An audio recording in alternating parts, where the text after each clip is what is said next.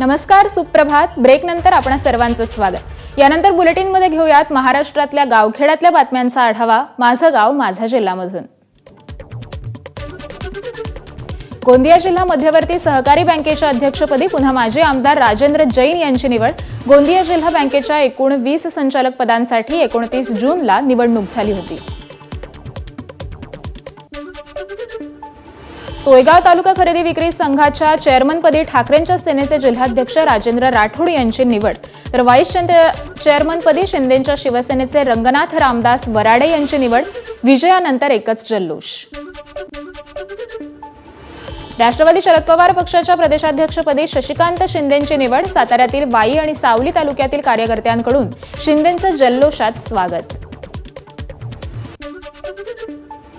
राष्ट्रवादी शरद पवार पक्षाचे प्रदेशाध्यक्ष शशिकांत शिंदे सातारा दौऱ्यावर. सातारा शहरातून शशिकांत शिंदेंची भव्य रॅली काढण्यात आली.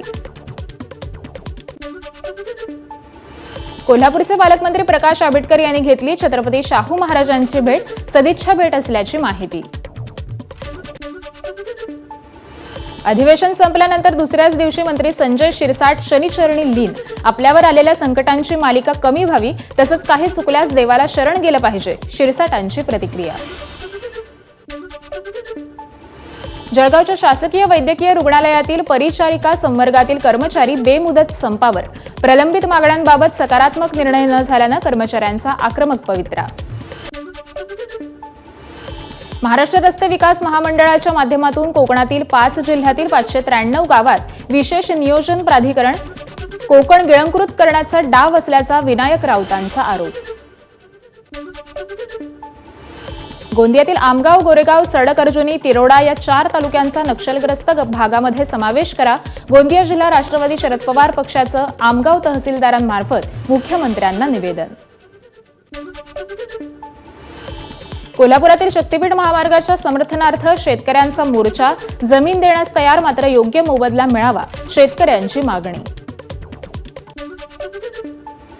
रायगडमधील पाली सुधागड परिसरातील रस्त्यांवर खड्ड्यांचं साम्राज्य. संतप्त नागरिकांचं खड्ड्यांमध्ये वृक्षारोपण करत आंदोलन. कोल्हापूरचा राजा मुंबईतून रवाना. गेल्या वर्षी लालबागच्या राजाची असलेली प्रतिकृती यावेळी कोल्हापूरच्या राजानं साकारली. बुलढाण्यातील देऊळगाव राज्यातील गोरक्षकांच्या त्रासाला कंटाळून गुरांची खरेदी विक्री बंद.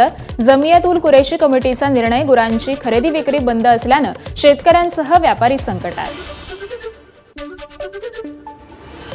लातूरच्या हिसोरीमध्ये 13 एकरावरील सोयाबीनवर शेतकऱ्यांनी फिरवला रोटावेअर. पावसाअभावी सोयाबीनची वाढ न झाल्यानं शेतकऱ्यांवर दुबार पेरणीचं संकट.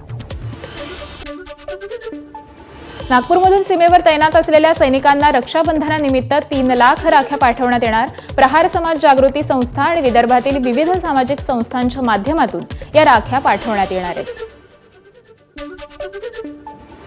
खराब हवामानामुळे बंगळूर, पुणे आणि सिंधुदुर्ग विमानसेवा बंद. प्रवासी विमान सिंधुदुर्गऐवजी गोव्यातील मोपा विमानतळावर उतरलं. रेड अलर्ट आणि अतिमुसळधार पाऊस असेल तेव्हाच किल्ले रायगडावरील पायरी मार्ग बंद राहणार. जिल्हाधिकाऱ्याकडून किल्ले रायगड बंद आदेशात शिथिलता. साताऱ्यातील गरजू लोकांना रक्षक प्रतिष्ठान आणि खासदार उदयनराजे भोसलेंकडून छत्रीचं वाटप. नागरिकांची गैरसोय टाळण्यासाठी उपक्रम. गल्लीबोळात होणाऱ्या भांडणांना विधिमंडळात कायदेशीर मान्यता दिल्याबद्दल सरकारचे जाहीर आभार. बीडमध्ये लागलेल्या बॅनरची सगळीकडे जोरदार चर्चा. माजी मंत्री परिणय फुकेंच्या ताफ्यातील पोलीस वाहन आणि विरुद्ध दिशेने येणाऱ्या दुचाकीची धडक. अपघातात दुचाकी स्वाराचा मृत्यू. अरविंद चव्हाण गोंदियाहून गोरेगावकडे जाताना अपघात झाला. नागपूरमध्ये पुष्पा स्टाईल गांजाची तस्करी. ट्रकच्या फ्लोअरवरच्या खाली स्वतंत्र कप्पे करून 28 लाख रुपयांच्या गांजाची तस्करी. 2 आरोपींना अटक. यवतमाळच्या पुसदमध्ये देशी कट्ट्यासह युवक अटकेत. पेट्रोलिंग दरम्यान पोलिसांची कारवाई. 25,000चा देशी कट्टा, जिवंत काडतूस जप्त करण्यात आलं. रायगडच्या पेण शहरामध्ये महानगर गॅसच्या पाईपलाईनला आग. नवीन पाईपलाईन टाकण्याचं काम सुरू असताना पाईपलाईन फुटल्यानं आग लागल्याची माहिती. अकोल्यामध्ये गँगवॉर करणाऱ्या आरोपींची धिंड. अट्टल गुन्हेगारास गुन्हेगार ढसाढसा रडले. गेल्या 2 दिवसात 2 ठिकाणी गुन्हेगारांची धिंड.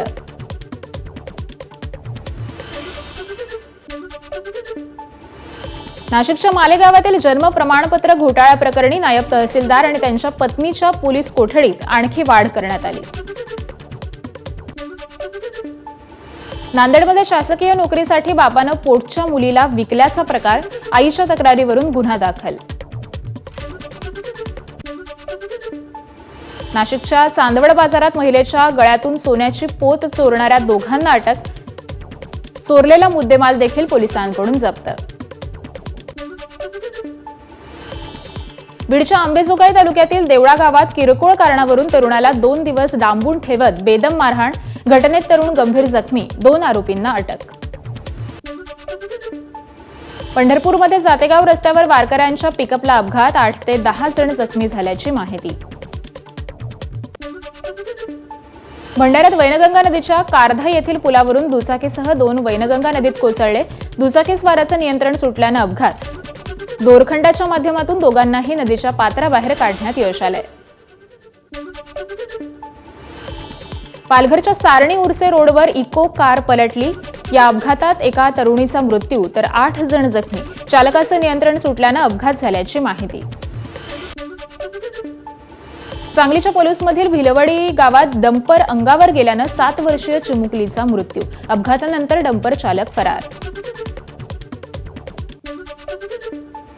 रत्नागिरी शहरातील चौघांचा आरेवारे समुद्रात बुडून मृत्यू. पोहण्यासाठी गेले असता घटना घडल्याची माहिती. नागपूरच्या रामटेक जवळच्या सोने घाटात शेतात काम करताना वीज पडल्यानं 2 महिलांचा मृत्यू, इतर 5 महिला जखमी.